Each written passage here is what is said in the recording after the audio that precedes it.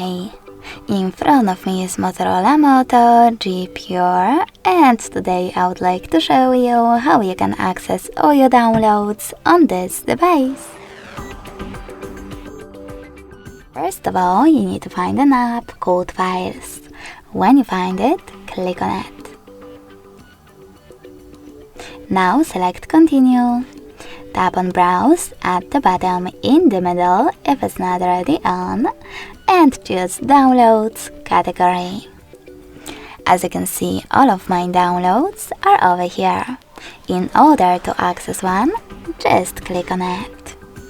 Thanks so much for watching. If you enjoyed this video, leave a like, comment and subscribe. Bye!